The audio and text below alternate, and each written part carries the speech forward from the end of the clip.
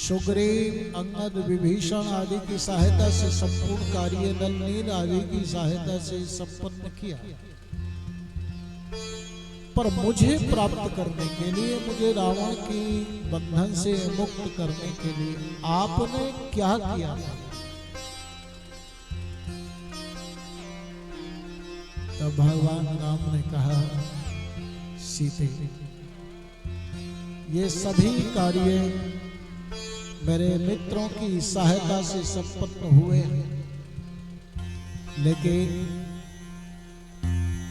मेरे द्वारा तो केवल तुम्हारी प्राप्ति के लिए, क्या विश्व कल्याण के लिए एक ही कार्य हुआ है,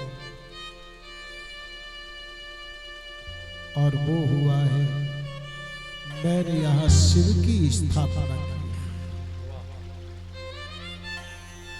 ये शिव की स्थापना ये मेरे द्वारा हुई है, ये कार्य मैंने किया है।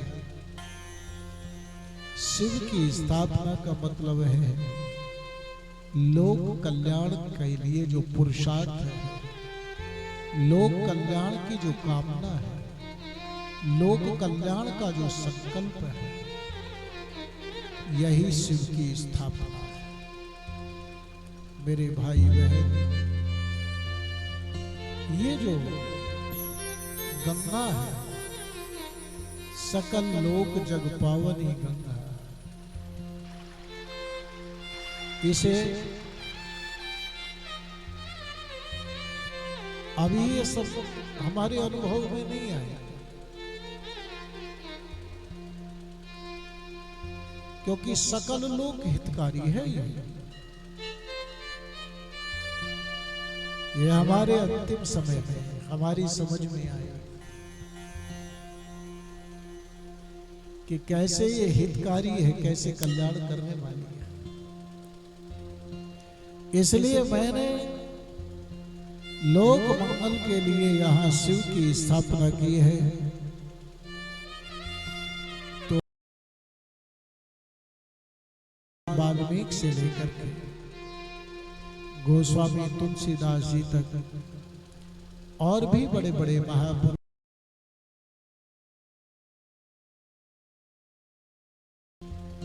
ये विश्व कल्याण के लिए, इसमें सबका कल्याण है, सकल लोग, सभी लोगों का कल्याण है। इस कल्याण की भावना को लेकर ये कथा 9 दिवसीय यहाँ पर ये गंगा आई है प्रवाहमान, यहाँ पर चलेगी। कोई न कोई सूत्रधार तो होता ही है, यद्यपि भगवान राम ही है, फिर भी किसी ना किसी के हृदय में ईश्वर विशेष रूप से प्रणा देते हैं और उनका स्मरण किया जाता है। हमारे आदरणीय श्री रामकरण काका जी, जिन्हें सब प्यार से काका जी कहते हैं, और आपकी विशेषता एक हनुमान जी की तरह से है, क्योंकि भगवान शिव और श्री हनुमान जी ये दोनों अद्भुत ऐसे वक्ता और श्रोता है संसार में, अद्भुत और विलक्षण है। क्योंकि होता नियम ऐसा है कि जो वक्ता होता है वो अच्छा श्रोता नहीं होता, जो अच्छा श्रोता होता है वो अच्छा वक्ता नहीं होता, नियम ऐसा। लेकिन श्री हनुमान जी और भगवान शिव ये दोनों अपवाद है। भगवान शिव जैसा कोई कथा कहने वाला नहीं है, श्री हनुमान जी जैसे कोई कथा कहने वाला नहीं, और भगवान शिव और श्री हनुमान जी जैसा कोई दूसरा श्रोता भी नहीं। दोनों अद्भुत विशेषताएं श्री हनुमान जी और भगवान शिव में है कि जितने सुंदर अद्वितीय वक्ता है, कौन शिव के समान कथा कह सकता है, हनुमान के समान। लेकिन उतने ही सुंदर श्रोता भी है। इसी प्रकार से ये लक्षण हमारे आदरणीय रामकरण जी काका में भी है। आप, क्योंकि मैंने सुना है, आप मुझे सुनने का एक बार अवसर मिला, ज्यादा तो इन्होंने कभी अवसर नहीं दिया, लेकिन एक बार मुझे हरिद्वार में इन्हें श्रवण करने का अवसर मिला था। मां भगवती गंगा के तट पर आप, जो आपकी पालम में हमारी आदरणीय बहन और आपका जो मंडल है, प्रतिवर्ष गंगा के तट पर कौन सा स्थान आश्रम है, आश्रम का नाम क्या है उसका?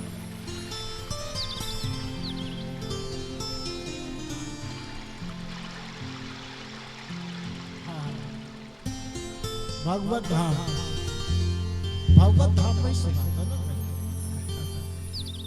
वहां तो आप ठहरे थे, लेकिन भगवत धाम मुझे आपको सुनने का अवसर मिला।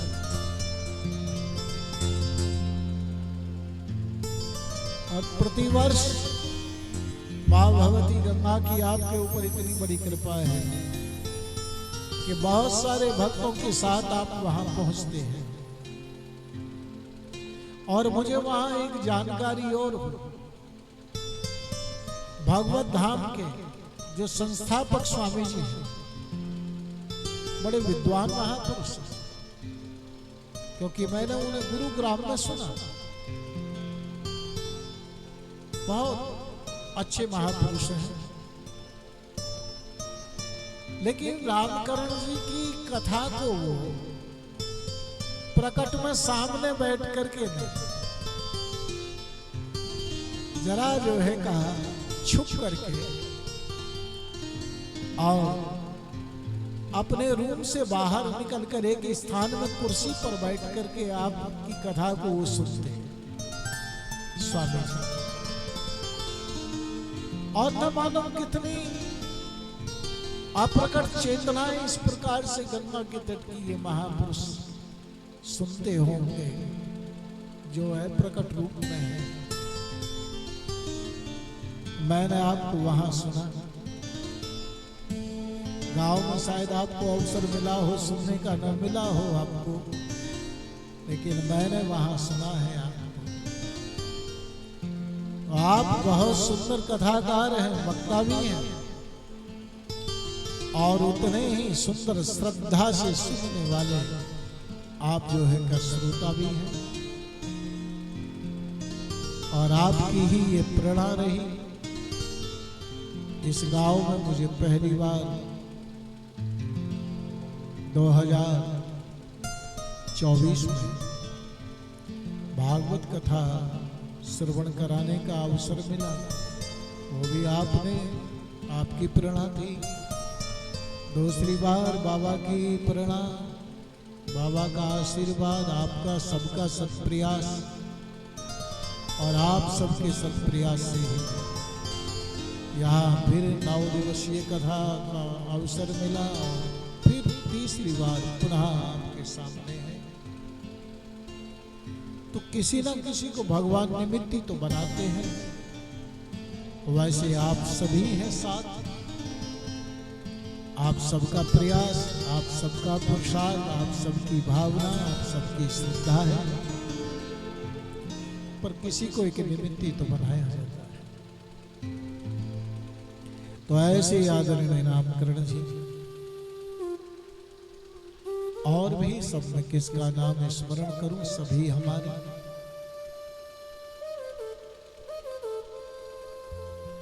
तो इस प्रकार से है।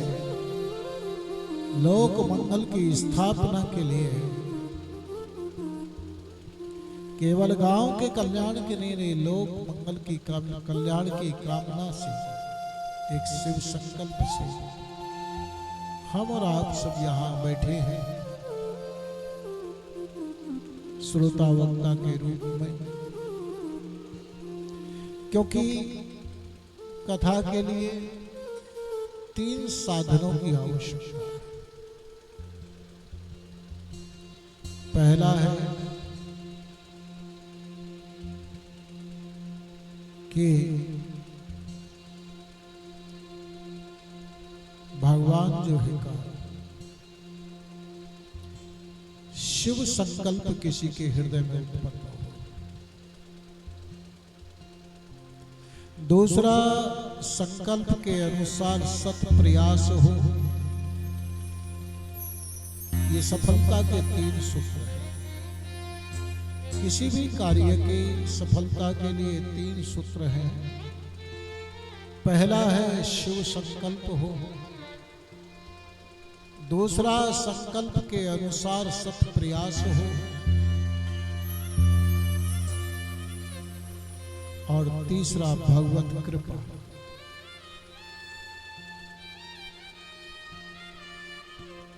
कई बार कुछ साधक लोग प्रश्न करते हैं कि हमारा ये कार्य पूर्ण नहीं हुआ, ये कार्य पूर्ण नहीं हुआ। तो या तो हमारा संकल्प शिव संकल्प नहीं है,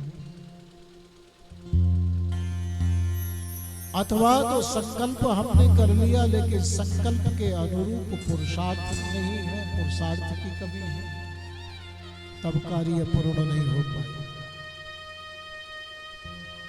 और भगवत अनुग्रह, भगवत कृपा तो जिस प्रकार से मेहंदी में लालिमा छुपी हुई है ऐसे ही छुपी हुई है, वह तो हो ही जाती है। चीनी में मिठास दिखाई नहीं देती, सुनाई नहीं देती है, लेकिन अनुभव में आती है। ऐसे ही भगवत अनुग्रह, भगवत कृपा, तो ये 3 कार्य जब मिलते हैं तब कोई कार्य पूर्ण होता है। तो एक शिव संकल्प उत्पन्न हुआ। रामकरण जी और उनकी समस्त टीम ग्रामवासियों के मन में आपका सराहनीय पुरुषार्थ, प्रयास और बाबा की अनुग्रह कृपा। अगर बाबा की अनुग्रह और कृपा ना हो तो न संकल्प कुछ कर सकता है, न प्रयास पुरुषार्थ कर सकता है। अनुग्रह बाबा का। पहली बार भी हम मिले और चर्चा हुई थी तो रामकरण जी ने कहा कि क्या कभी ऐसा संयोग बनेगा स्वामी जी के गांव भैंसरू में आने का और कथा सुनाने का सौभाग्य प्राप्त होगा। हमने कहा रामकरण जी हम सब लाइन में लगे हैं, पर जिस दिन बाबा का अनुग्रह हो, जिस दिन बाबा की कृपा होगी, जिस दिन बाबा चाहेंगे उस दिन हम लोग सब पहुंच जाएंगे और बाबा अपनी वाणी सुनाएंगे। पर बाबा के अनुग्रह के बिना, बाबा की कृपा के बिना ये संभव नहीं है। बाबा के चरणों में मेरा कोटि कोटि नमन है, प्रणाम है। और थोड़ी सी चर्चा हम कर लेते हैं, क्योंकि आज प्रथम दिन लेकिन शोभा यात्रा और कुछ कार्यों में विलंब हो गया, इसलिए कथा का थोड़ा सा स्पर्श करके हम आगे बढ़े। गोस्वामी जी महाराज प्रारंभ में बालकांड में 7 श्लोकों में वंदना करते। वंदन करने से बंधन मिट जाता है, टूट जाता है। और ये वंदन भी 3 प्रकार से होता है। एक तो हम वाणी के द्वारा वंदन करते हैं, एक हम हाथ जोड़ करके वंदन करते हैं, एक सर झुका करके वंदन करते हैं। हाथ हमारा क्रिया शक्ति का प्रतीक है। हाथ जोड़ करके वंदन करने का मतलब है कि मैं अपना संपूर्ण कर्म का अभिमान आपके चरणों में समर्पित करता हूं। वंदन करने से बंधन मिट जाता है। गोस्वामी जी प्रारंभ में 7 श्लोकों में वंदना करते हैं। हम उनका थोड़ा स्पर्श ही करके चलेंगे, विशेष व्याख्या नहीं। लेकिन एक श्रोता ने बाबा को प्रश्न जरूर कर दिया कि बाबा आप 7 ही श्लोकों में क्यों वंदना की है? आपने 6 में कर सकते थे, 8 में कर सकते थे, 11 में कर सकते थे, लेकिन आपने 7 ही श्लोकों को क्यों चुना? गोस्वामी जी महाराज ने यहाँ पर संतों ने कई भाव दिए, क्योंकि आप सब विज्ञ हैं रामायण से। रामायण के 7 कांड हैं और 7 कांडों का मतलब है एक एक श्लोक एक एक कांड का प्रतिनिधित्व करता है। एक भाव। दूसरा भाव यह है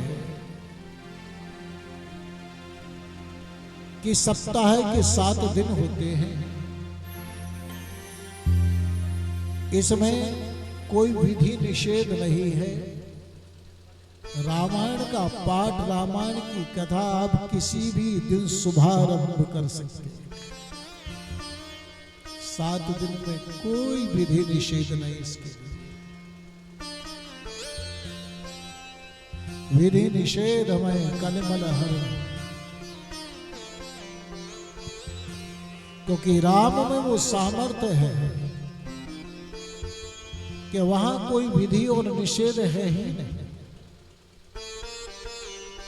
राम नाम में वो सामर्थ्य है, वहां विधि और निषेध नहीं।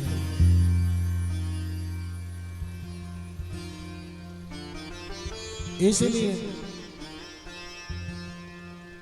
7 दिन में कभी भी इसे शुभारंभ किया जा सकता है। इसके लिए कोई तिथि निकालने की, कोई मुहूर्त निकालने की आवश्यकता नहीं है। जब आपके मन में भाव आए, जब आपके मन में इच्छा हो, बस उसी दिन आप इसे प्रारंभ कर सकते हैं। ये ऐसा ग्रंथ है, अन्य के लिए मुहूर्त निकालना पड़ता है, लेकिन राम कथा के लिए कोई मुहूर्त की आवश्यकता नहीं। सप्ताह के 7 दिन में इसलिए 7 श्लोक रखे हों। तीसरा कारण, भगवान राम का 7वां अवतार है। 24 अवतार, इसलिए भी 7 श्लोकों में रखा है। चौथा कारण, एक संत कहते हैं कि भगवान राम की जो राशि का अंक है वो 7वीं राशि है, इसलिए 7 श्लोकों में इसको रखा। 5वां कारण कि संगीत के 7 स्वर हैं, संगीतकार सब बैठे और इसे किसी भी राग में गाया जा सकता है, स्वतंत्रता है। इसलिए भी जो है का 7 श्लोक रखे हों। अथवा तो ज्ञान की 7 भूमिका है हमारे यहाँ, इसलिए एक एक क्रम में, एक एक कांड में एक एक भूमिका को लेते हुए और अंतिम में मुक्ति की जो ज्ञान की भूमिका है, उत्तर का, तो इसलिए भी 7 श्लोक चुने होंगे गोस्वामी जी ने। प्रारंभ के श्लोक में गोस्वामी जी महाराज भगवान का मंगलाचरण करते हैं। वर्णानामर्थ संहाना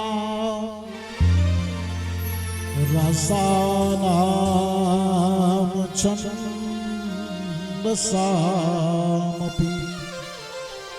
मंगलानां च कर्तारो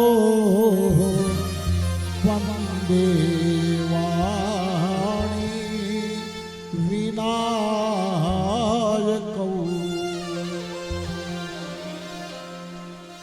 वर्ण शब्द से इसका प्रारंभ करते हैं। ये वर्णमाला है। काखा गादी वर्ण से इसे प्रारंभ करते हैं। वर्ण से इस कथा का उपक्रम शुरू हुआ है और मानवा शब्द पर इसका जाकर के उपसंहार हुआ है। ते संसार पतंग घोर किरणै दह्यन्ति नो मानवा। ये वर्ण और मानव दो शब्दों के बीच में पूरा रामचरितमानस पूरी भगवान की कथा है। जिसे मानस मनुष्य बनना है इसका आश्रय गोस्वामी जी महाराज इसकी रचना करते हैं। रचना तो भगवान शिव ने की है, लेकिन उस शिव ने इसको छुपाया और गोस्वामी जी ने छपा दिया। तो वर्ण शब्द से प्रारंभ किया, लेकिन भक्तों को उम्मीद थी कि गोस्वामी जी के भक्त, गोस्वामी जी राम के भक्त, राम के इष्ट हैं, इसलिए शायद इस कथा का प्रारंभ भी राम से ही करेंगे। लेकिन गोस्वामी जी महाराज ने राम शब्द से प्रारंभ न करके वर्ण शब्द से इसे प्रारंभ किया है। और आदि कवि भगवान वाल्मीकि जो पहली रचना है इस धरा की, पहली रचना आदि कवि भगवान वाल्मीकि, उन्होंने भी तो राम नाम से ही परम सिद्धि प्राप्त की है, लेकिन उन्होंने भी राम शब्द से शुभारंभ नहीं किया। उन्होंने भी जो एक साप दिया है और पहला श्लोक है वाल्मीकि रामायण का, उससे ही प्रारंभ हुआ। मां निषाद प्रतिष्ठां तुम मगमहाशाश्वती समः यत् क्रोच मिथुनाद्रेकः मवधि काममोहितम्।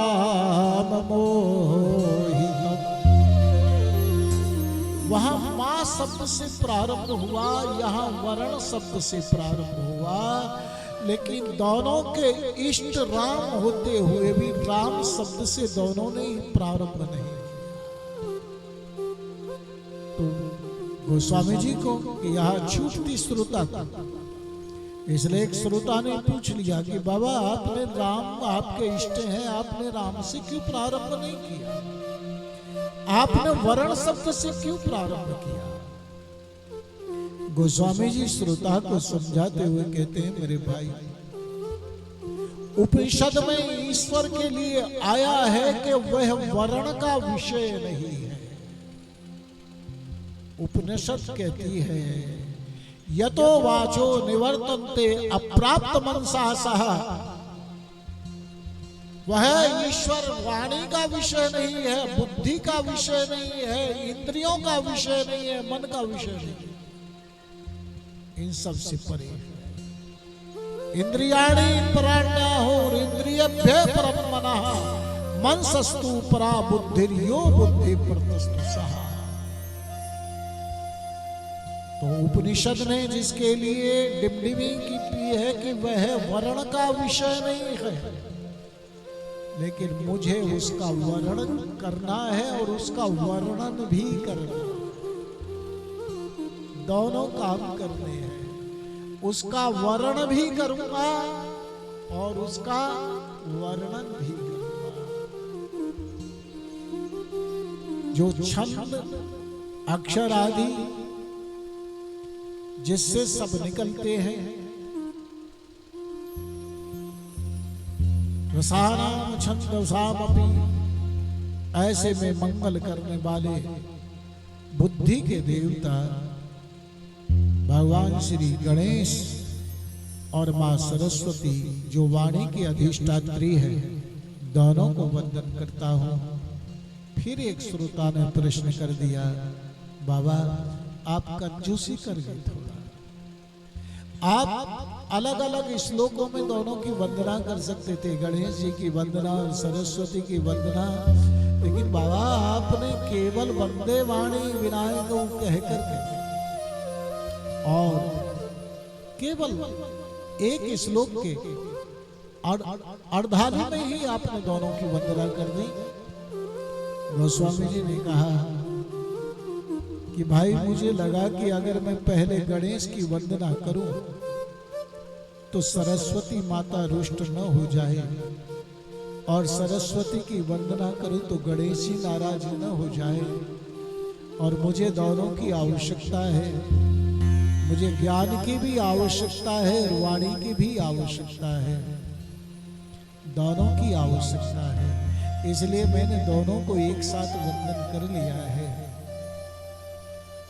और गोस्वामी जी ने भगवान गणेश के 12 नाम हैं, उससे अधिक भी हो सकते हैं, 12 प्रसिद्ध हैं, लेकिन यहां इसमें विनायक शब्द कह करके वंदन किया। गोस्वामी जी का भाव है कि हे भगवान गणेश जी, मेरे हृदय में आप ज्ञान का प्रकाश कीजिए, मुझे उसकी आवश्यकता है, लेकिन मुझे ज्ञान कैसा चाहिए? मुझे ज्ञान चाहिए, विनय युक्त ज्ञान चाहिए, अभिमान से भरा हुआ ज्ञान नहीं चाहिए। कई लोगों को बड़ा अभिमान हो जाता है, हम इतने विद्वान हैं, हम इतने ज्ञानी हैं,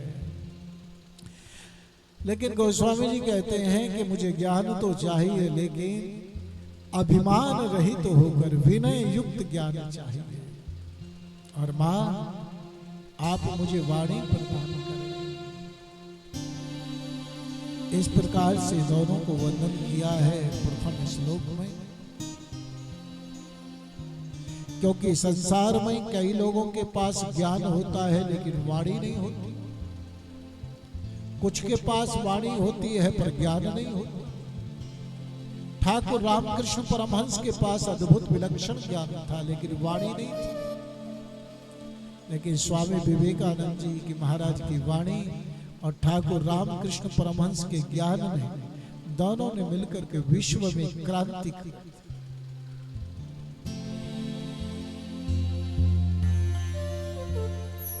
इसके बाद भगवान शिव और पार्वती दोनों को वंदन किया है। भवानी शंकरौ वंदे श्रद्धा विश्वास रूपिणौ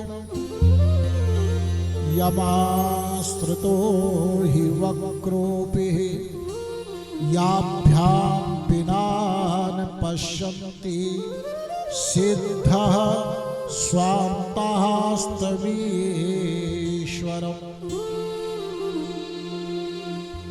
दोनों को मैं वंदन करता हूँ, शिव और पार्वती को श्रद्धा और विश्वास के रूप में, क्योंकि जब तक वक्ता और श्रोता श्रद्धा और विश्वास की छत्र छाया में बैठ करके कथा का गायन और कथा का श्रवण नहीं करेंगे, कथा कल्याण नहीं कर सकते। इसलिए भगवान शिव की वंदना विश्वास कह करके और मां भगवती की वंदना पार्वती की श्रद्धा कह करके वंदन किया है, क्योंकि आदौ श्रद्धा, मूल में श्रद्धा है। श्रद्धा भी 3 प्रकार की है, तामसी, राजसी और सात्विक। इसलिए तमोगुणमयी श्रद्धा भी कल्याण नहीं करेगी, रजोगुणमयी श्रद्धा भी रोगी है, वह भी कल्याण नहीं कर सकती है। सात्विक, शुद्ध सात्विक श्रद्धा ही कल्याण करेगी, वही मां भगवती पार्वती का स्वरूप है। तो श्रद्धा आदौ श्रद्धा, मूल में श्रद्धा। श्रद्धा किसे कहते हैं? क्योंकि प्राय हम ये शब्द सुनते रहते हैं कि श्रद्धा श्रद्धा रखो, श्रद्धा रखो, श्रद्धा। श्रद्धा क्या है? गुरु के और शास्त्र के वाक्य में जो दृढ़ विश्वास है कि गुरु ने जो कहा वो सत्य है और शास्त्र ने जो कहा वो सत्य है, इसमें यत्किंचित भी संशय न होगा। गुरु के वाक्य में और शास्त्र में, इसी का नाम श्रद्धा है। आदौ श्रद्धा, पहले श्रद्धा है। प्रथम साधन भक्ति का श्रद्धा है। भगवान के पास पहुंचने का प्रथम साधन श्रद्धा है। अगर आपको गुरु के वाक्य में, आपको शास्त्र में, आपको कथा में श्रद्धा नहीं होगी तो आप श्रद्धे तक कैसे पहुंचेंगे? इसलिए श्रद्धा का मतलब यह है कि जो आपको श्रद्धे तक पहुंचा दे, उसी का नाम श्रद्धा, वो सात्विक श्रद्धा है। श्रद्धे से मिला, श्रद्धा श्रद्धे से मिला, वहां तक की यात्रा है। कुछ लोग, रामकरण जी कहते हैं कि श्रद्धा और विश्वास शायद पर्यायवाची है, लेकिन पर्यायवाची नहीं, दोनों में बहुत बड़ा अंतर है, बड़ा बुनियादी अंतर है। श्रद्धा जन्म लेती है हिमालय जैसे व्यक्ति के यहाँ, लेकिन विश्वास अजन्मा है। पहली बात। दूसरी बात, श्रद्धा घटती और बढ़ती है, विश्वास अखंड रहता है। तीसरा अंतर, श्रद्धा यदि किसी की कुछ टूट जाए तो बहुत हानि नहीं है, लेकिन विश्वास टूट जाए तो दिल टूट जाता है। ये तीनों में, ये दोनों में अंतर है। तो श्रद्धा के रूप में और विश्वास के रूप में मैं इन दोनों को वंदन करता हूं। याभ्याम विना न पश्यति सिद्धा स्वांतास्थमीश्वरम। सब ये कह देते हैं कि ईश्वर सभी के हृदय में, ईश्वर सबके हृदय में, ईश्वरः सर्वभूतानां हृदय देशे अर्जुन तिष्ठति। ईश्वर तो सभी के हृदय में, ईश्वर सभी के हृदय में, ये कहना बड़ा सरल है, लेकिन उसकी अनुभूति कितनों को होती है? यह अनुभूति कितनों को होती है? ईश्वर यद्यपि सबके हृदय में निवास करते हुए भी, फिर भी उसकी अनुभूति और वो कल्याण तभी कर सकता है जब श्रद्धा और विश्वास, इन दोनों का जीव आश्रय ले। इसलिए अंतःकरण में बैठा हुआ परमात्मा का दर्शन तभी होगा, तभी कुछ क्रांति होगी, तभी जीव का कल्याण हो सकता है, जब तक वो श्रद्धा और विश्वास का आश्रय ग्रहण नहीं करे, तब तक अंतस्थ परमात्मा का यमाश्रितो ही, वह परमात्मा जो सबके अंदर में है, याभ्याम विना न पश्यन्ति सिद्धः सात्वास्तमीश्वर, उस ईश्वर का साक्षात्कार नहीं हो सकता।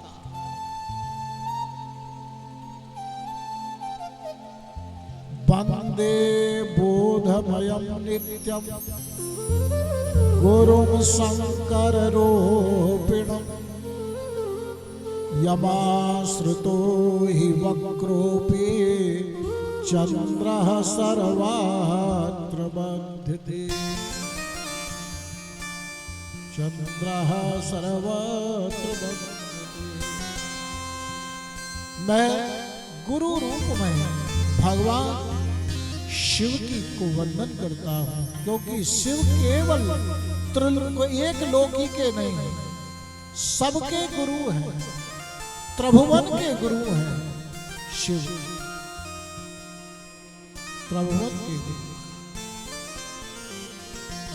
इसलिए ऐसे में गुरु के रूप में भगवान शिव को वंदन करता हूं, जिनसे ज्ञान प्राप्त होता, बोध प्राप्त होता। नित्य बोध, नित्य ज्ञान की प्राप्ति होती है। जिनका आश्रय लेने से टेढ़ा चंद्रमा भी वंदनीय है, जिनका आश्रय लेने से मृत्यु का देवता सर्प भी गले में पड़ा हुआ है, वंदनीय है। ऐसे में गुरु रूप में भगवान शिव को वंदन करता हूं। मां भगवती उद्भव स्थिति संहार कारणिम क्लेशहारिणीं सर्वश्रेयस्करीं सीतां नतोऽहं राम वल्लभा। भगवान राम की जो वल्लभा है, प्रिया है, उनके वाम भाग में जो विराजित रहती है, ऐसी में जो जनक नंदिनी, जो उद्भव स्थित संहार कारण में संसार की उत्पत्ति, पालन और संहार तीनों की हेतु है। माता सीता की उत्पत्ति कहाँ है? जनकपुर। जनकपुर में उत्पत्ति हुई और चित्रकूट में यह स्थित होती है और लंका में संहार करते हैं।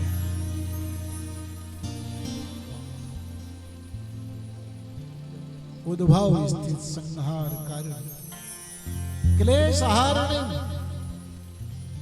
क्योंकि 5 प्रकार के जो अविद्या से जीव को क्लेश प्राप्त है, अविद्या, अस्मिता, राग, द्वेष, अभिनिवेश, पंच क्लेश, इनकी निवृत्ति इन्हीं से हो सकती है, इन्हीं की उपासना, इन्हीं का आश्रय लेने से हो सकती है। सर्व श्रेयस करी, जो सबका श्रेयस करने वाली है, कल्याण करने वाली है, वैसी राम प्रिया वल्लभा राम की, वल्लभा राम की जो अत्यंत प्रिय है, जनक नंदिनी सीता जी के चरणों में मेरा वंदन है, प्रणाम।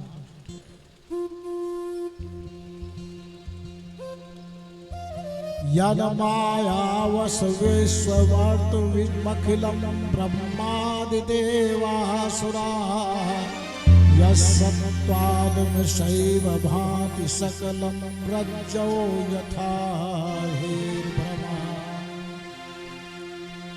जिस प्रकार से जब तक हमें रज्जू का, रस्सी का ज्ञान नहीं हो जाता, मंद प्रकाश हो, अधिक अंधकार हो, लेकिन रस्सी मार्ग में पड़ी हुई और हमें सर्प की भ्रांति हुई है,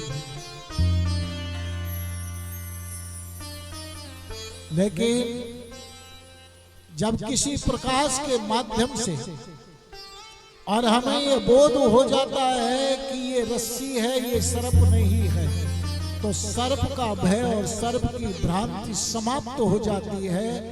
इसी प्रकार से ये संसार असत्य होते हुए भी सत्य भास रहा है, जिसकी माया असत्य है। परमादरणीय गोलोकवासी समर्थ श्रीमद् भागवत कथा के वक्ता आदरणीय बैकुंठवासी रामचंद्र केशव डोंगरे जी महाराज ने बड़ा सुंदर वर्णन किया है। इसमें आपने लिखा है कि एक साधारण व्यक्ति असली हीरे या स्वर्ण का हार पहन करके निकले, जिसकी सामर्थ्य नहीं है। संसार के लोग यही कहेंगे नकली है, क्योंकि उसकी सामर्थ्य नहीं है, ये नकली पहन है। लेकिन एक श्रीमंत व्यक्ति जिसकी सामर्थ्य है, और वो नकली यदि हीरे स्वर्ण का हार पहन करके निकलता है तो लोग कहेंगे कि यह असली है, क्योंकि उसकी सामर्थ्य है। इसी प्रकार से ये संसार असत्य होते हुए भी, दुख रूप होते हुए भी, मिथ्या होते हुए भी, छूटने वाला अनित्य होते हुए भी, चूंकि ये परमात्मा के गले का हार है, इसीलिए ये सत्य प्रतीत होता है असत्य, है दुख रूप, है अनित्य, लेकिन फिर भी ये सुख रूप भासता है, ये नित्य भासता है, ये आनंदमय लगता है। किस लिए? क्योंकि ये सत्य स्वरूप परमात्मा के गले का हार है। इसीलिए ये जगत असत्य होते हुए भी, दुख रूप होते हुए भी सुख रूप और नित्य भासता। तो इसीलिए जब तक सत्य का ज्ञान नहीं हो जाता है, तब तक ये अविद्या, तब तक ये माया अपना प्रभाव रखती है। लेकिन जैसे ही रज्जू का ज्ञान होने पर सर्प का भय और सर्प की भ्रांति मिट जाती है, इसी प्रकार से वो परम सत्य ब्रह्म ईश्वर राम का बोध हो जाने पर ये जगत नीरस में लगने लगता है, या फिर सिया राम में सब जग जाने बहुत रस में भी बन जाता है। यत्पादल्प में कमे भी भवाम्भोदे तत्सावतार वंदे हम तम शेष कारण परम रामाख्यमीशं हरि। जो सबका अंतिम कारण है, शेष कारण है, ब्रह्मा आदि, विष्णु आदि, शिव आदि, शेष आदि, लेकिन इस सबका भी जो अंतिम शेष कारण है वो है राम। ऐसे भगवान राम को मैं नमन करता हूँ, प्रणाम करता हूँ। रामाख्यमीशं नाना पुराण निगमागम सम्मतम यत् रामायणे निगदति क्वचिदन्यतोऽपि स्वान्तः सुखाय तुलसी रघुनाथ गाथा भाषा निबंध मति मंजुल मातनोति। गोस्वामी जी वो अंतिम में एक प्रश्न किया सुल्तान ने कि बाबा इतनी सारी जो है का टीकाएं हुई है, इतनी रचना की है लोगों ने, लेखनी से लिखा है राम के गुणों को, फिर आपको अलग से एक रामायण की रचना करने की क्या आवश्यकता पड़ गई? गोस्वामी जी कहते हैं पहले तो मैं तेरे प्रश्न से पहले ये समाधान कर दूं कि ये जो भी रचना है मेरी, इसमें सभी की सम्मति है। रामायण में नाना पुराण, जितने भी पुराण हैं सबकी सम्मति है। निगमागम सम्मतम यत्, निगम और आगम, निगम माने वेद, आगम माने उपनिषद आदि पुराण शास्त्र, सबकी सम्मति है, किसी से बाहर नहीं है।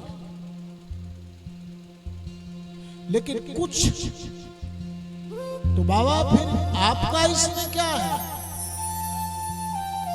जब ये सब शास्त्रों का, वेदों और शास्त्रों का ही सम्मति लेकर के उसी आधार पर आपने इसकी रचना की है, तो बाबा आपका इसमें अपना क्या है? क्वचिदन्य तो भी आपका अपना भी क्या है, जरा उसका खुलासा कर दीजिए। वो आपका अपना क्या है इसमें? और तब गोस्वामी जी महाराज कहते हैं कि बस मेरा एक ही तत्व है, बाकी तो सब शास्त्रों का है, महापुरुषों से लिया हुआ है, मेरा अपना इसमें क्या है? एहि में रघुपति नाम उदारा, अति पावन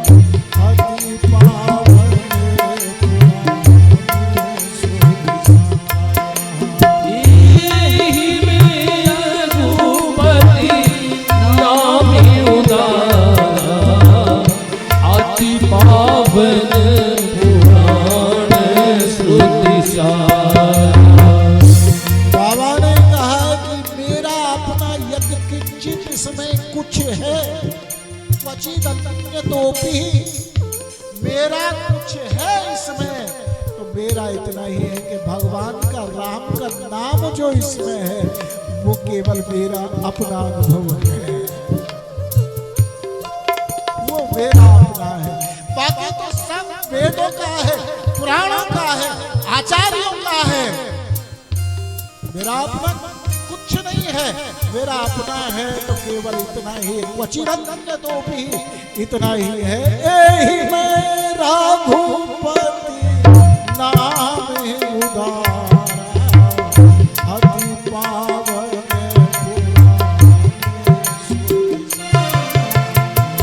एहि में रघुपति नाम उदारा, अति पावन श्रुति सारा, अति पावन पुराण श्रुति सारा, अति पावन पुराण श्रुति सारा। बस इसमें मेरी अपनी इतनी ही अनुभूति है, मेरा अपना इतना ही है। प्रभु का जो उदार नाम है, उसकी जो चर्चा है, उसकी जो महिमा गाई है, वही मेरा अपना है। इस प्रकार से और गोस्वामी जी ने कहा कि मेरे 3 भाव हैं, 3 भाव गोस्वामी जी ने बतलाए हैं इस ग्रंथ की रचना में। पहला है रघुपति नाम उदार, मैं भगवान का इस चरित्र का गायन करके अपनी वाणी को पवित्र करूंगा। दूसरे स्वांतः सुखाय तुलसी रघुनाथ गाथा, भाषा निबंध मति मंजुल मातनुति। दूसरा बतलाया मेरे अंतःकरण को सुख मिलता है, ये स्वांतः सुखाय, वक्ता और श्रोता को स्वांतः सुखाय कथा को बना लेना चाहिए। और तीसरा अंतिम में फिर कथा के विश्राम में कहते हैं कि अपने मन को परम सत्य का बोध कराने के लिए मैं इस कथा का गायन कर रहा हूँ। गोस्वामी जी 3 भाव इस कथा के गायन में अपने रखे हैं। पहला है मैं अपनी वाणी को पवित्र करूँगा इसे गा करके। दूसरा भाव मेरे अंतःकरण को सुख मिलेगा। और तीसरा भाव रखा है अंतिम में कि मेरा जो मन भटका हुआ है जगत में, मैं उस अपने मन को सत्य का, परम सत्य का बोध कराने के लिए इस कथा का गायन कर रहा हूँ। 3 भाव गोस्वामी जी महाराज ने कह करके ये 7 श्लोकों में गोस्वामी जी महाराज ने वंदना की, जिसका केवल हमने स्पर्श किया है। आगे पंच सोरठा है। पंच सोरठा का मतलब है सत पंच चौपाई मनोहर जान जो नरूर धरे। फिर जो सुमरत सिद्ध होई गणनायक करिवर वदन, करऊ अनुग्रह सोई बुद्धि रास शुभ गुण सदन। मूक होई वाचाल पंगु चढ़ई गिरवर गहे जासु कृपासु दयाल द्रवौ सकल कलिमल दहे नील सरोरुह श्याम तरुण अरुण बारिज नयन करौ सुममुर धाम सदा क्षीर सागर शयन कुंद इंदु समदेह उमा रमन करुणायन जाहि दीन पर नेह करौ कृपा मर्दन मयन बंद गुरुपद कंज कृपा सिंधु नर रूप हरि महामोह तम पुंज जासु बचन रवि कर निकर। इस प्रकार से 5 सोरठों में वंदना की है। फिर उसके बाद सदगुरुदेव की वंदना की है। फिर भूपति ब्राह्मणों की वंदना की है, उनको वंदन किया है। गुरु को वंदन किया है, संत समाज को वंदन किया है। और संत समाज को वंदन करने के बाद गोस्वामी जी महाराज भगवान राम की सीता की अलग अलग फिर एक जगह पर दोनों की वंदना करते। महाराज दशरथ की वंदना की है, माता कौशल्या की वंदना की है, भरत लक्ष्मण और शत्रुघ्न की वंदना की है, महाराज जनक की वंदना की है। इस प्रकार से सबको वंदन किया है। गोस्वामी जी महाराज ने 43 दोहों में वंदना की। इतनी बड़ी वंदना किसी में भी किसी के द्वारा संसार में मिल ही नहीं सकती है कि इस ग्रंथ की रचना, रामायण की रचना में गोस्वामी जी महाराज ने 43 दोहों में वंदना की है। इतनी बड़ी वंदना किसी ने आज तक गाई ही नहीं है संसार में। सबकी वंदना की गोस्वामी जी ने 9 दोहे 72 चौपाइयों में राम नाम की वंदना की है। और ये फिर श्री हनुमान जी की वंदना करते हुए महावीर बिनवे हनुमान राम जासु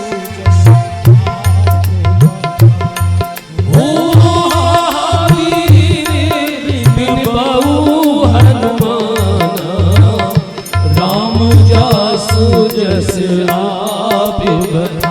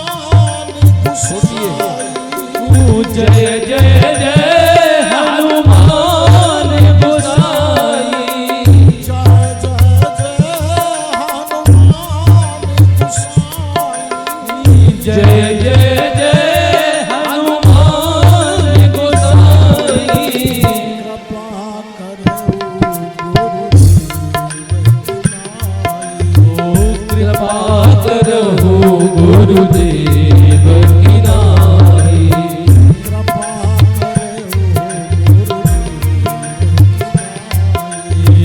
कृपा करहु गुरुदेव की नाई।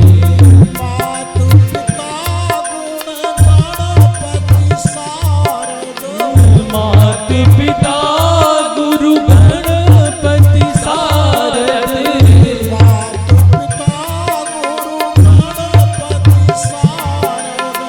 मातु पिता गुरु गणपति सारद।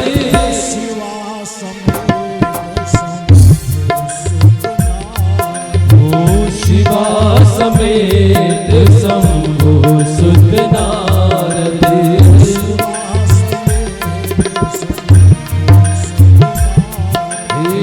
शिवा समेत शंभु सुत नारद।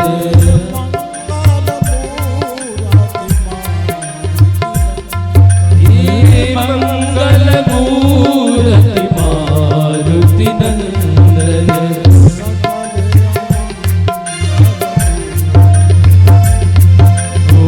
सकल अमंगल मूल निकंदन।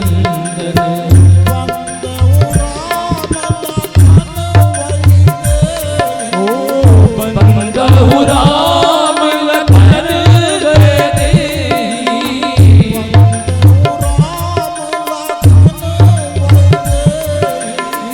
बंदहु राम लखन गए देहि।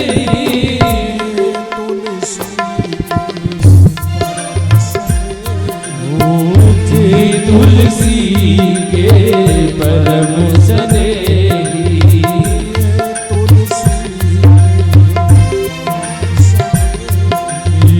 ये तुलसी के परम स्नेही।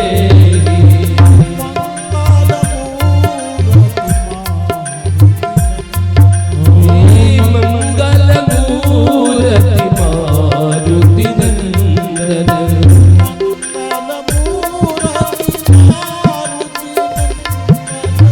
मंगल मूर्ति मारुति नंदन।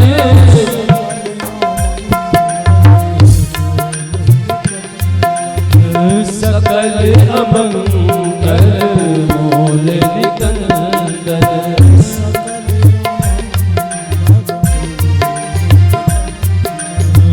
सकल अमंगल मूल निकंदन। इस प्रकार से श्री हनुमान जी महाराज को वंदन किया है और हनुमान जी का हमने आवाहन कर लिया है, निवेदन कर दिया है। कथा को आज यही विराम दूं, लेकिन कल जो कथा का समय 11 बजे से रखा है। रामकरण जी कल 11 बजे से समय 11 बजे से बैठे। एक बार हाँ और विचार कर लो, क्योंकि 11 बजे थोड़ा जल्दी हो जाएगा। माताएं यदि फुर्सत हो जाती हो तो 11 बजे से रखें। हम तो कथा के लिए आए हैं। 11 बजे ठीक है आप लोगों को? आप लोगों को 11 बजे सीट बैठता है कि नहीं बैठता है, ये बताओ। कुछ लोग हाँ कर रहे हैं, कुछ ना कर रहे हैं। देखिए, अध्यक्ष का निर्णय माननीय होता है। रामकरण जी का निर्णय माननीय होगा।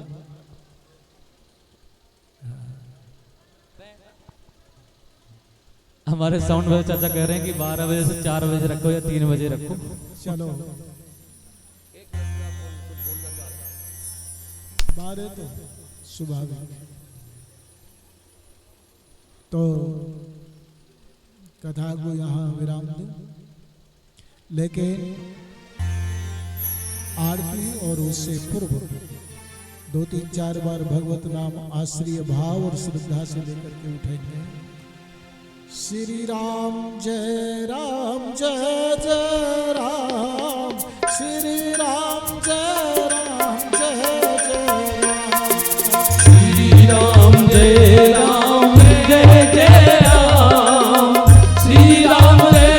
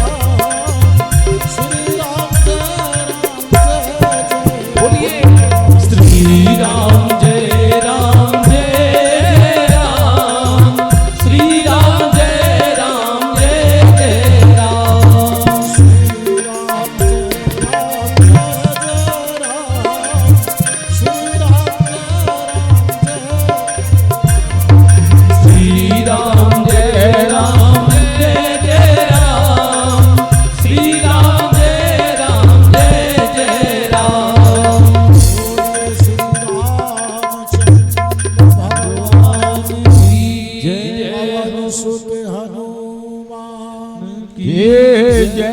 उमापति महादेव की जय। सोने वाले बाबा जी महाराज की जय। ओम नमः पार्वती पतये हर हर हर महादेव। जो सूचना ने फिर आप बोले बाबा सोटे वाले की जय हो। व्यासपीठ पर विराजमान प्रातः स्मरणीय स्वामी जी, गुरुदेव के तुल्य, हमारे हृदय में बहुत इनकी क्या बताएं, इनकी ऐसी पात्रता हृदय में छाए हुए हैं। और स्वामी जी का हमारे ऊपर परम बहुत ही कल्याणमय इनका वचन है। बहुत सुंदर वचन इन्होंने आज तक 3 बार इनकी कथा हुई। हम तो परास्त हो गए थे पहली बार, बाकी स्वामी जी की कृपा रही। देखिए, किसी गृहस्थ के मुख से कथा सुन करके और किसी महात्मा के मुख से कथा सुनने में बहुत अंतर है। क्यों? जो गृहस्थ होता है स्वार्थी होता है, स्वार्थी। और जो महात्मा होता है वैरागी होता है, वैराग्य होता है उनके अंदर। वो स्वार्थ की बात नहीं कहेंगे, वो परमार्थ की बात करेंगे। तो स्वामी जी परमार्थ की बात करते हैं, हम स्वार्थ की बात करते हैं। और जैसे अभिमान का कहा कि वो बात वो हमारे में पहले आता है, बाद में और चीज़ें आती हैं तो अहंकार पहले आ जाता है। थोड़ा सा एक बार हुआ तो ये संत की परिभाषा की बात थी। हमने स्वामी जी के चरणों में प्रेम करके और उनके चरणों में प्रणाम करते हुए मैं गांव की तरफ से इनका तहे दिल से धन्यवाद करता हूं, जो हमारे फ़ोन कॉल से ही हमारी श्रीतों को स्वीकार कर लेते हैं। एक बार ये कभी ये नहीं कहते नहीं भाई हमारा निमंत्रण हो गया, फ़ोन पे ही हो गया। इतनी बड़ी श्रद्धा और भाव क्यों है? ये बाबा ने स्वयं लिखा है, संत की परिभाषा है ये। संत सरल चित जगत हित जानि स्वभाव सनेव, राम के पाकनि सुनी विषय, बाल विनय सुनी करी कृपा, राम चरण रहती देव। ये संत का स्वभाव है। संत सरल चित जगत हित, जगत के हित के लिए इन्होंने ये बाणा धार कर क्या जगत के हित के लिए कर रखा है। तो तात्पर्य कहने का ये है, ज़्यादा बात को ना बढ़ाते हुए आज कथा का प्रारंभ हुआ है। आप लोगों का बहुत सहयोग और उपकार हमारे ऊपर है। सही बात में आपने जो आज धन्यवाद आपका। ऐसी शोभा यात्रा, कलश यात्रा, बहुत आनंद आया आज उसमें। दूसरी, इस कथा का 9 दिन तक जैसे ही हमने शुरू से ही प्रचार कर रखा है। आज 25 तारीख से ये कथा होकर के 2 तक पूरी हो जाएगी और 3 तारीख को भंडारा और रात को जागरण। तो इस तरह से हमारा ये कथा का 9 दिन प्रोग्राम चलेगा। आज प्रथम दिवस था, बल्कि महाराज जियों ने बड़ी हमारे ऊपर कृपा ही की है, जो एक बार भी ये नहीं कहा नहीं समय का ध्यान रखो है। हमें अपने समय के अनुसार हमने इनको बाध्य किया है। इन्होंने हमें एक बार भी ये नहीं कहा कि नहीं समय का वो ठीक नहीं रहता। तो तात्पर्य कहने का ये इनका उपकार की पुण्य हम जो स्मृति करते हुए, और सब हमारा विचार है कि क्योंकि गांव का काम है, दूध धार का काम है, तो 4 बजे सब अपने दूध धार में लग जाए। कोई वो किसी ने भैंस के बैल के आगे सानी डालनी, किसी ने कुछ करना। तो विचार यूँ है कि हम अपनी तरफ से कहते हैं भाई, जैसे हमने पिछली बार किया था 11 से और 3 बजे तक का प्रोग्राम रखा था, तो 11 के बजाय वही 11:30 बजे से कथा शुरू हो जाए और वही 4 बजे तक का समय हम रखें। मेरे ख्याल में तो इससे अच्छा समय हमारे गांव की उसके हिसाब के अनुसार नहीं हो सकता। बाकी नहीं तो कथा का तो समय भाई 9 से 12 या 3 से 6 ऐसा रखते हैं सब जो भी कथाकार हैं। लेकिन यहाँ गांव की उसको देखते हुए हमें थोड़ा सा महाराज जियों ने भी प्रार्थना की है। ये कह रहे थे कि कथा का समय कैसे रहेगा। मैंने कहा देखो, जैसे गुरु जी पहली बार हुआ था ऐसे ही अब के कर लो। तो इस प्रकार से हमारा वही 11 से 11:30 बजे से 11 बजे आप आ जाओगे। और ये तो निरंतर तैयार रहते हैं हमारे सीरियल में, क्या बात है। ये तो बहुत ही उत्सुक, इनके मुखारबिंद से अब एक भजन भी सुनेंगे, तभी तो पूर्ण होगी हमारी पूर्णता, जब ही होगी जब इनके मुख से कुछ सुन लेंगे। बोले श्यापति रामचंद्र भगवान की जय, उमापति महादेव की जय। तो कथा का जो समय है वो कितना?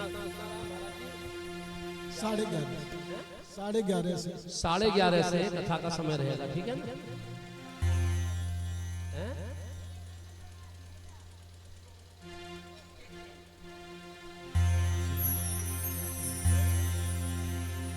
आप सब चलिए एक भजन का आनंद लीजिए। जिसकी शाम से प्रीत हो जाती है, कृष्ण से प्रीत हो जाती है ना, फिर उसको नींद नहीं आती। ऐसा संत कहते हैं, नींद ना आए रे, चैन ना आए रे, जीवन सारा बीता जाए, शाम ना आए रे, पल पल जाए, छिन छिन जाए, कैसे करूं मैं हाय। नींद ना आए रे, चैन ना आए रे, नींद ना आए रे, चैन ना आए रे, नींद ना आए रे, चैन ना आए रे, जीवन सारा बीता जाए, शाम ना आए रे, नींद ना आए रे, चैन ना आए रे, जीवन सारा बीता जाए, शाम ना आए रे, पल जाए, छिन छिन जाए, कैसे करूं मैं हाय। पल पल जाए, छिन छिन जाए, कैसे करूं मैं हाय। नींद ना आए रे, चैन ना आए रे, नींद ना आए रे, चैन ना आए रे, जीवन सारा बीता जाए, शाम ना आए रे, नींद ना आए रे, चैन न आए रे, जीवन सारा बीता जाए, श्याम न आए रे।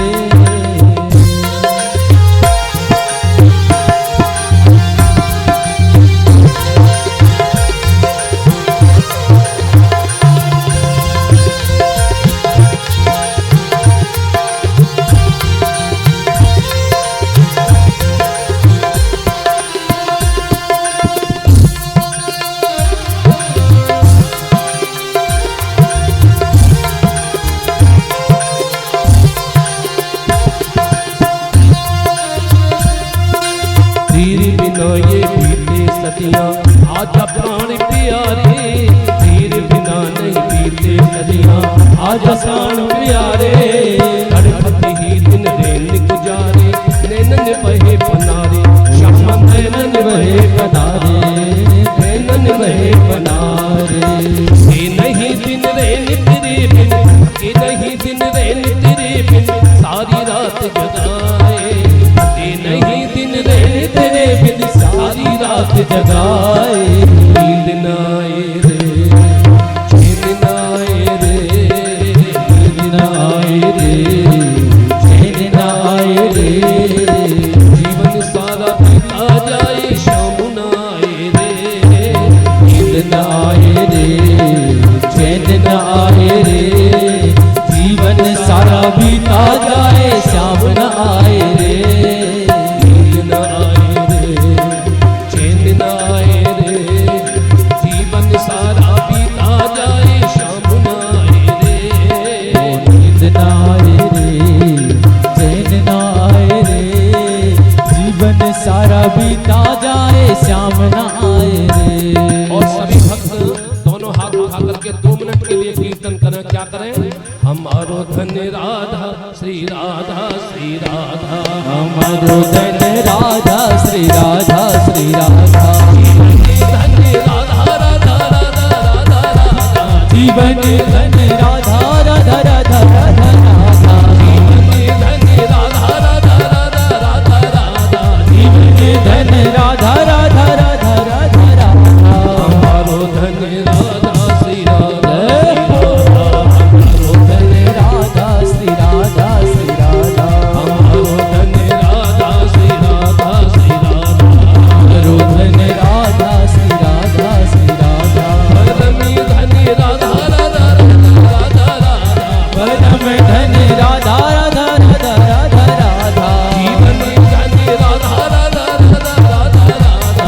धन धन राधा राधा राधा राधा राधा हमारी प्यारी राधा राधा राधा राधा राधा हमारी प्यारी राधा राधा राधा राधा राधा भक्तों की प्यारी राधा राधा राधा राधा राधा भक्तों की प्यारी राधा राधा राधा राधा राधा हमारो धन राधा श्री राधा श्री राधा हमारो धन राधा श्री राधा श्री राधा जीवन धन राधा श्री राधा श्री राधा जीवन धन राधा श्री राधा श्री राधा हमारो धन राधा राधा राधा राधा राधा हमारो धन राधा राधा राधा राधा राधा जीवन धन राधा राधा राधा राधा राधा जीवन धन राधा राधा राधा राधा राधा हमारो धन राधा श्री राधा श्री राधा हमारो धन राधा श्री राधा श्री राधा जीवन धन राधा श्री राधा श्री राधा जीवन धन राधा श्री राधा श्री राधा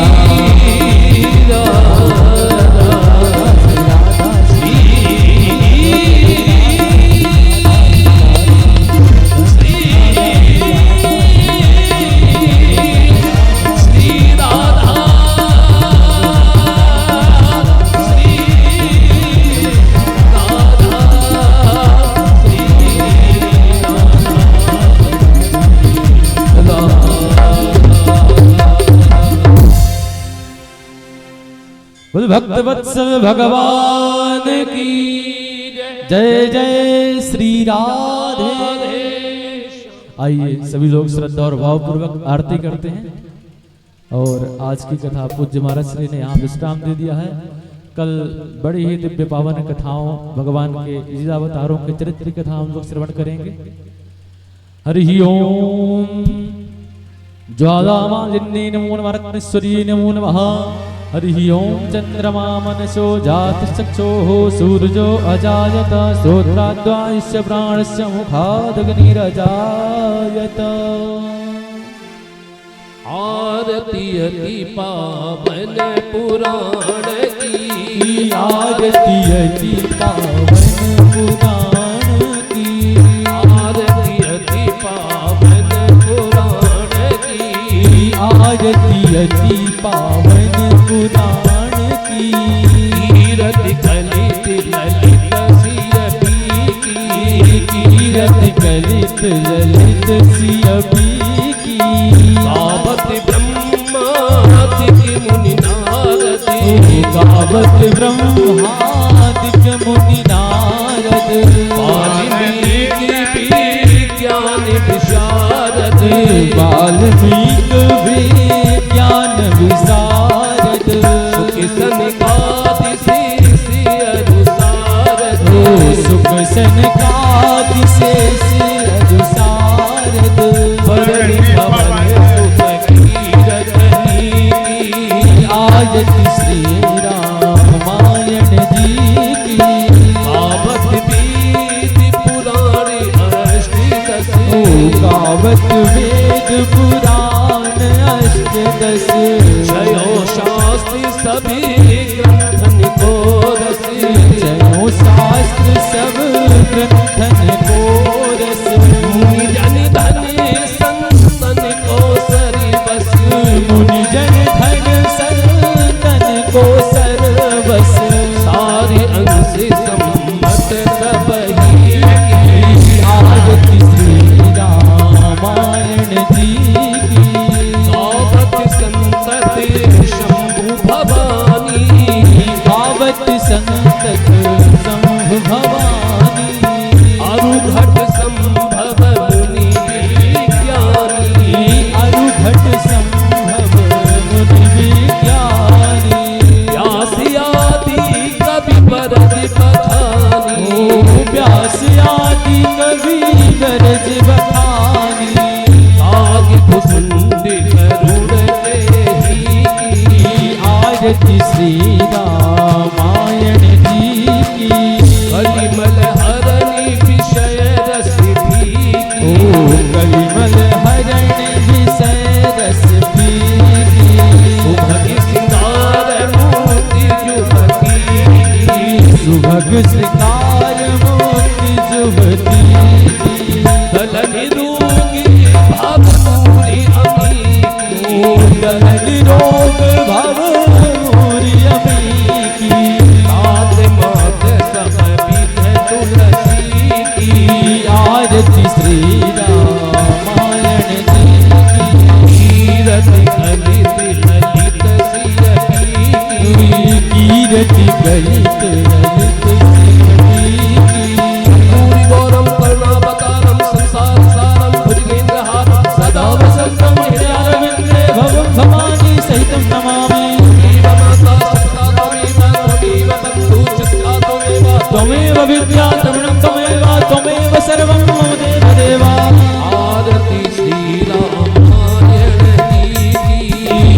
आरती श्री रामायण जी की, आरती श्री रामायण जी की।